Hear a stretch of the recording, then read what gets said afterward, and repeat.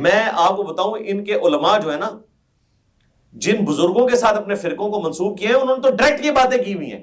مثلا راغب نعیمی صاحب کو میں صرف ایک حوالہ دوں گا ان کے لیے, ان کے پورے فرقے کے لیے جو کروڑوں میں ہے, کہ احمد بریلوی صاحب المتوفا 1921 عیسوی, انہوں نے سبحان السبوح کتاب لکھی ہے اور فتاوی رضویہ میں دیوبند اور اہل حدیث کا رد کرتے ہوئے دونوں کو کمبائنڈ وہابی کا ہے, اور ڈائریکٹ کہا کہ وہابیوں کا خدا, اس کے بعد گالیاں نکالنے شروع کر دی.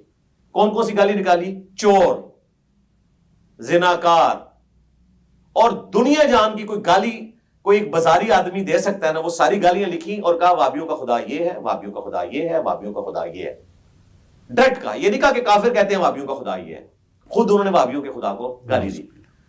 یہ ایک حوالہ میں دے رہا ہوں, میں تو انبار لگا سکتا ہوں حوالوں کے, ایک دے رہا ہوں, اور ان کی پوری ضروریت کو چیلنج ہے کہ بتائیں اس کے اوپر 295 اے بی سی تینوں نہیں لگتی ہے جو ڈائریکٹ گالی نکال رہا ہے. اب میں اگلی بات کرنے لگا ہوں. فتاوی رضویہ شریف پر انہوں نے اعتراض کیا. میں کہتا ہوں گریبان میں جھانک کے دیکھو, یہ میرے پاس موجود ہے الجوہد المقل. دیوبندیوں نے ایک عبارت لکھی, سنو, کس نے؟ دیوبندیوں نے عبارت لکھی الجوہد المقل. اس کے اندر انہوں نے لکھا اللہ تعالیٰ ہر کبھی, سنو سارے یار, پھر بھی اللہ تعالیٰ ہر کبھی چیز کے اوپر قادر ہے. کس پر؟ ہر گندا کام اللہ کر سکتا ہے. یہ یک روزہ سنیں, جس جواب میں انہوں نے بات کی وہ بات سنیں, برداشت کریں. میں نے کتنی تامل صاحب کی باتیں سنی. یک روزہ, اس میں انہوں نے کہا اللہ تعالیٰ جھوٹ بول سکتا ہے. اسی طرح ایضاح الحق, میں کہتا ہوں دیکھیں نا, میں آپ کو گالی دیتا ہوں, اس کا کوئی محرک تو ہوگا, گالی کیوں دی؟ احمد رضا نے ان کو کیوں اس طرح کی بات کہی؟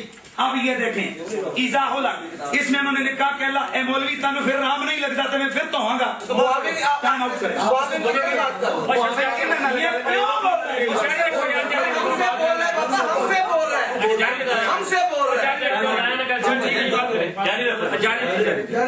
ایضاح الحق دوسری, اس کے اندر شاہ اسماعیل دہلوی نے لکھا اللہ تعالی معاذ اللہ جہت مکان زمان اور ترکیب عقلی اس سے متصف ہے.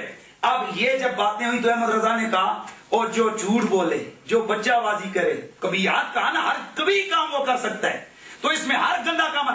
انہوں نے فرمایا ایسا خدا تمہیں مبارک ہو, ہمارا خدا وہ ہے جو کوئی ہے وہ نہیں رکھتا.